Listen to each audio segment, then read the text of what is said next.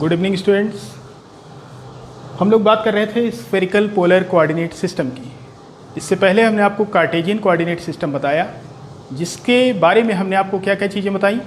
पहला coordinates x Y Z, दूसरा उनकी लिमिट्स -∞ टू इन्फिनिटी सभी की, फिर यूनिट वेक्टर्स आई कैप, जे कैप और के कैप एक्स वाई और जेड डायरेक्शन में। इसके बाद हमने आपको बताया था length means line element, area element और वॉल्यूम एलिमेंट। यही सब बातें हम स्फेरिकल पोलर कोऑर्डिनेट सिस्टम में करने वाले हैं। स्फेरिकल पोलर का मतलब क्या है, ध्यान दीजिए। स्फेरिकल पोलर का मतलब क्या है। आप सपोज कीजिए इस ओ सेंटर के साथ, मतलब ओ सेंटर वाला एक स्फेयर है। स्फेयर मतलब गोला। इस ओ को सेंटर मानते हुए एक स्फेयर को इमेजिन कीजिए आप, और उस स्फेयर के सरफेस पर कोई पॉइंट है P। ठीक है, ध्यान दीजिए, स्फेयर के सरफेस पर कोई पॉइंट P है। तब हम बात करते हैं स्फेरिकल पोलर कोऑर्डिनेट सिस्टम की। यहाँ पर जो हमारे कोऑर्डिनेट्स हैं, नोट करते रहिएगा। कोऑर्डिनेट्स क्या हैं?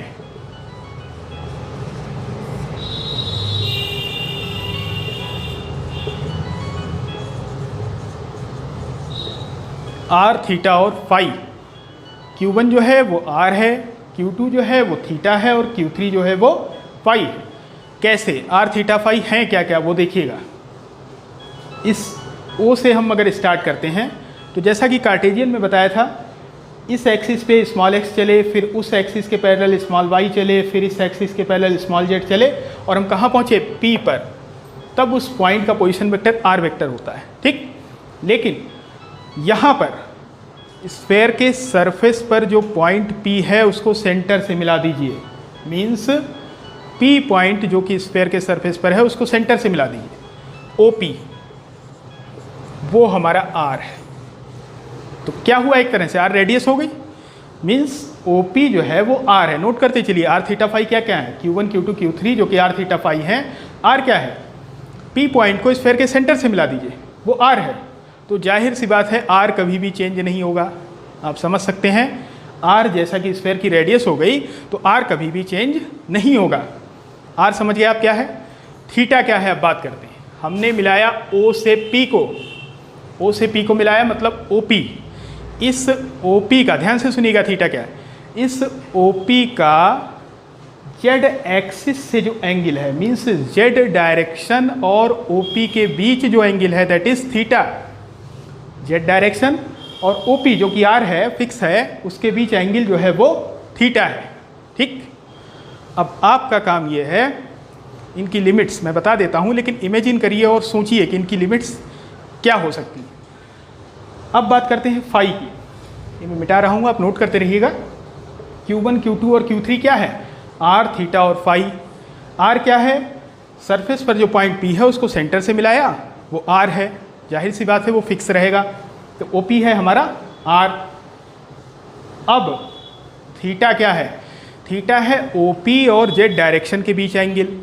नोट करते चलिए, angle between Z direction and OP equals theta.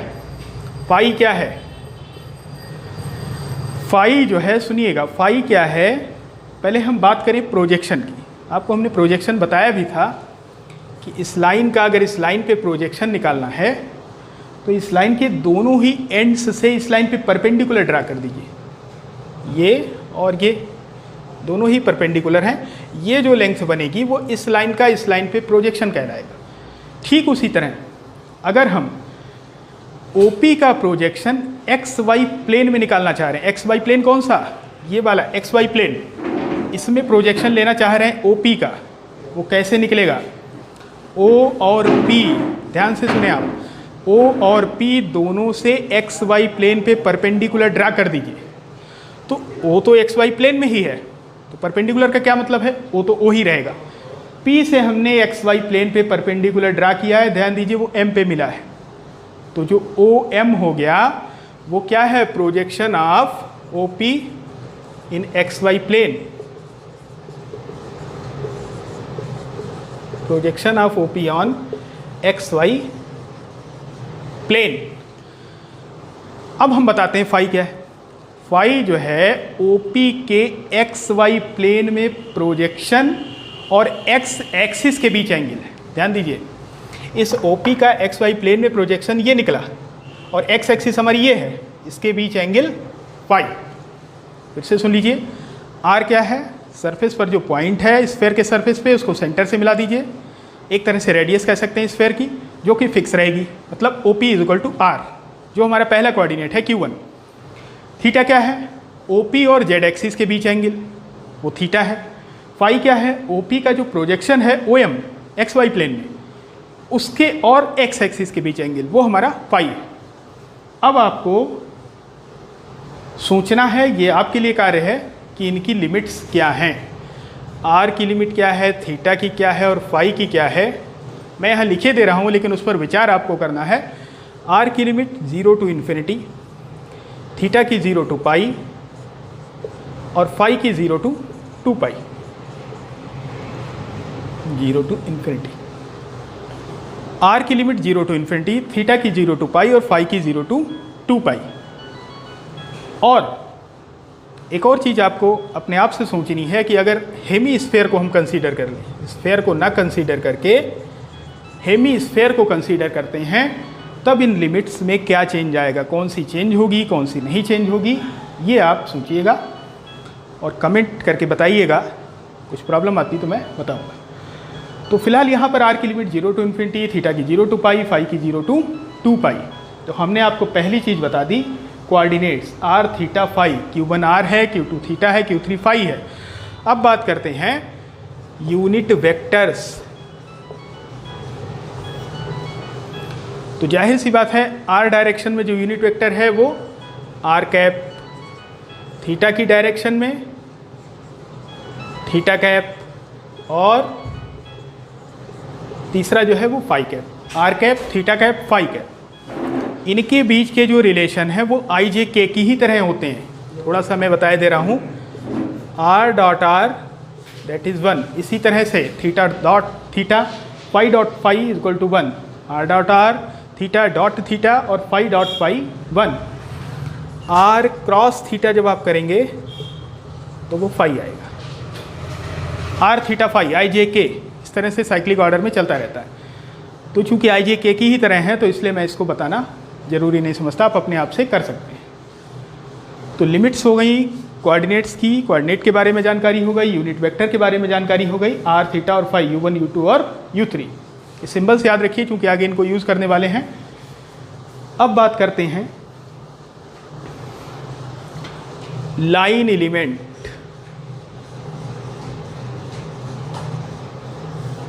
Line elements की यहाँ पर बात करते हैं। तो जैसे वहाँ लिखा था DLX, DLY, DLZ, यहाँ पर हम लिखेंगे DLR, DL थीटा और DL phi, DLR, DL theta और DL फाई। तो वो क्या होते हैं मैं आपको बताता हूँ और कैसे वो भी बता देता हूँ। DLR आता है DR into R cap, DL theta आता है R D theta, theta cap, और ये आता है R sine theta, D phi और फाई कैप। तो ध्यान दीजिए, DLR क्या है, आर डायरेक्शन में जो इंक्रीमेंट हो रहा है, जो लाइन एलिमेंट बन रहा है, वो है DR R cap. DL theta क्या है, थीटा की डायरेक्शन में R D theta, theta cap, और इसी तरह से DL फाई है R sine theta, D phi और फाई कैप। ठीक, तो DR आर कैप ये कैसे, DR का मतलब है आर डायरेक्शन में आप थोड़ा सा बढ़ जाइए। जैसे ये हमारी आर डायरेक्शन है, ये अगर आर है तो थोड़ा सा आप और बढ़ गए तो ये हमारा DR हो जाएगा। ठीक, तो DR और यूनिट वेक्टर हम जान ही रहे हैं, इस डायरेक्शन में आर कैप है। ठीक, इसी तरह से DL थीटा क्या है, थीटा की बात करें, थीटा हमारा जेड एक्सिस से इस लाइन का एंगल है। थीटा में थोड़ा सा चेंज, यहाँ केवल चेंज आर में हो रहा है, थीटा और फाई फिक्स है, थीटा एंड फाई फिक्स। ऐसे यहाँ क्या है, आर एंड फाई फिक्स। इसी तरह से यहाँ क्या होगा, आर और थीटा फिक्स। तो DL थीटा मतलब थीटा में चेंज करिए, बाकी फिक्स रखिए। थीटा में चेंज मतलब ये थीटा यहाँ तक थीटा था, तो थोड़ा सा आप और बढ़ा दीजिए। तो थोड़ा सा अगर बढ़ाएंगे तो कुछ इस तरह से ये हमारा डी थीटा हो जाएगा। ठीक, अब आप जानते हैं कोण बराबर चाप बटे त्रिज्या होता है। कोण बराबर चाप बटे त्रिज्या।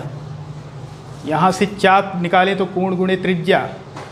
तो कोण, इस छोटे से ट्रायंगल की बात कर लें, यहाँ से इसको मिला दें तो इस ट्रायंगल की बात करें, पी ओ, इसको हम पी डैश कहते हैं थोड़ी देर के लिए। तो पी ओ पी डैश में अगर हम बात करें तो पी पी डैश की को जब हम निकालेंगे तो वो क्या आएगा, कोण गुणे त्रिज्या यानी आर डी थीटा, यही तो आएगा।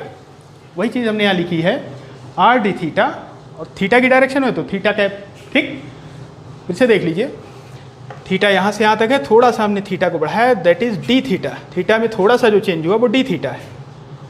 और हमने एक स्मॉल ट्रायंगल बना लिया ओ पी पी डैश, तो वहाँ से हमने ये रूल लगा के निकाल लिया, तो हमारे आर डी थीटा थीटा का। अब क्या है, तीसरा लाइन एलिमेंट क्या है, डी एल फाई।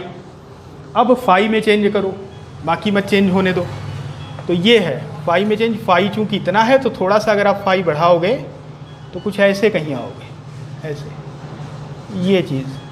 तो ये वाला स्मॉल ट्रायंगल ओ एम, इसको हम एम डैश कह दें, तो triangle O M M dash बनेगा।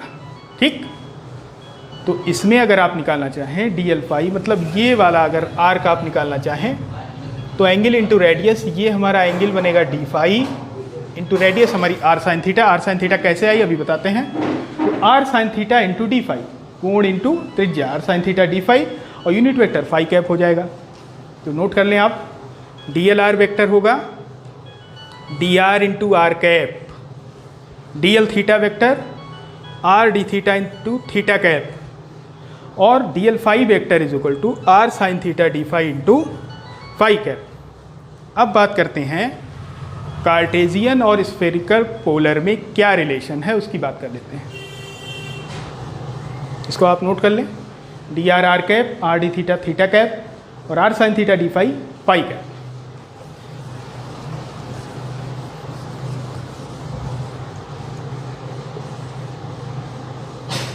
अब देखिए एक्स वाई जेड क्या क्या आते हैं और कैसे आते हैं। एक्स आता है हमारा R sine theta cos phi, Y आता है R sine theta sine phi, और जेड आता है आर कॉस थीटा। ये रिलेशन है कार्टेशियन और स्फेरिकल पोलर में। ध्यान दीजिए, अगर हम इनको सबको स्क्वायर कर दें तो X square plus Y square plus Z square जब हम बात करेंगे, आप करके देखिए आर स्क्वायर आ जाएगा। ठीक, अब R sine theta cos phi, R sine theta sine phi, ये सब कैसे आया है इसको हम देखते हैं।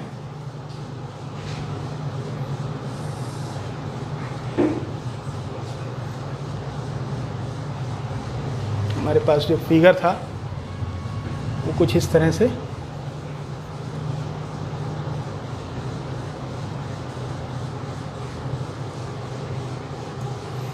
ये फिगर हमारे पास था। ध्यान दीजिए, P पॉइंट से हमने Z एक्सिस पे परपेंडिकुलर ड्रा किया। P पॉइंट से Z एक्सिस पे परपेंडिकुलर ड्रा किया, वो किस पॉइंट पे मिल रहा है, S पे, यानी ये एंगल 90 डिग्री है। ये डिस्टेंस हम जान रहे हैं Z है, और ये OP डिस्टेंस R है। तो अगर हम ट्रायंगल OPS की बात करें, इन ट्रायंगल OPS, चूँकि एंगल PSO 90 डिग्री है, तो अगर आप निकालना चाहें OS को अगर आप निकालना चाहें कॉस थीटा लें, तो कॉस थीटा होगा OS अपान OP। तो OS हो जाएगा हमारा OP कॉस थीटा। OS हमारा Z है, R कॉस थीटा। ये रिलेशन हमको एक मिल गया, Z is equal to R cos theta. अब अगर हम बात करें OS चूँकि हमने निकाला है, अब अगर हम PS निकालना चाहें, साइन थीटा अगर हम ले लें, तो साइन थीटा हो जाएगा PS अपान OP। तो PS अपान OP मतलब यहाँ से PS हमको जो मिलेगा OP साइन थीटा, तो R साइन थीटा। PS जो है R साइन थीटा है, और PS जो है वही क्या है, OM, ये R साइन थीटा। ठीक, अब आप बात करें ट्रायंगल OMN की। इन ट्रायंगल OMN हम बात करें कॉस फाई। कॉस फाई अगर हम बात करते हैं तो क्या आएगा, ओ एन अपान ओ एम, ओ एन अपान ओ एम। मतलब ओ एन क्या है एक्स, ओ एम क्या है आर साइन थीटा। तो यहाँ से x क्या मिला, R sine theta cos phi.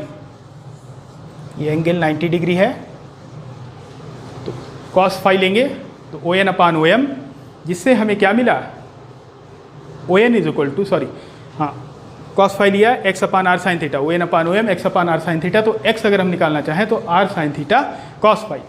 इसी तरह से साइन फाई ले लेते हैं। साइन फाई जब आप लेंगे तब क्या आएगा, M N upon O M, M N upon O M. यहाँ से आप एम एन निकालना चाहें तो आएगी ओ एम साइन फाई, और एम एन क्या है, एम एन है Y, Y is equal to O M क्या है आर साइन थीटा और साइन फाई। इस तरह से रिलेशन आता है कार्टेजियन और स्फेरिकल पोलर के बीच। x is equal to R sine theta cos phi अभी निकाला, y is equal to R sine theta sine phi, और z is equal to R cos theta. अब एरिया एलिमेंट, ये आपका घर का काम है, आप खुद से करेंगे। एरिया एलिमेंट निकालेंगे।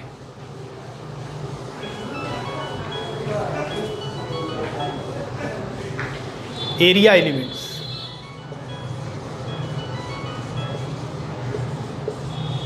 D L are cross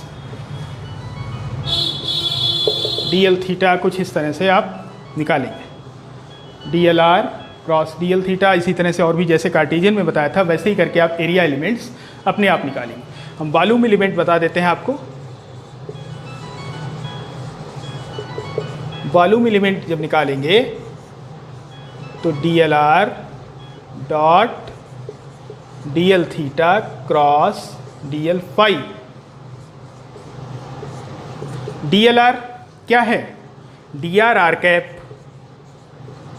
dot D L theta क्या है, R D theta theta cap cross D L phi क्या है, R sine theta D phi phi cap, R sine theta D phi phi cap. तो पहले तो जो scalar quantity है उसको बाहर कर लेते हैं। यहाँ से r sine theta D phi, यहाँ आर डी थीटा, यहाँ डी आर, तो क्या बन जाएगा, r square sine theta D R D theta D phi, r का square d r, sorry r का square sine theta D R D theta D phi. इतना बाहर हो गया। अंदर क्या बचेगा, r cap dot theta cap cross phi cap, ये बचेगा। और theta cross phi r cap आ जाएगा, मतलब ये चीज़ हमारी आर कैप हो जाएगी। और R cap dot R cap 1 हो जाएगा। तो आएगा क्या, R square sine theta D R D theta D phi. ये हमारा वॉल्यूम एलिमेंट हो गया स्फेरिकल पोलर कोऑर्डिनेट सिस्टम में। एरिया एलिमेंट आप अपने आप करेंगे, और रिलेशन कैसे आया कार्टेशियन और स्फेरिकल पोलर में मैंने आपको बता दिया। अब हम बात करेंगे सिलिंड्रिकल कोऑर्डिनेट सिस्टम की, जिसको हम अगले वीडियो में बताएंगे।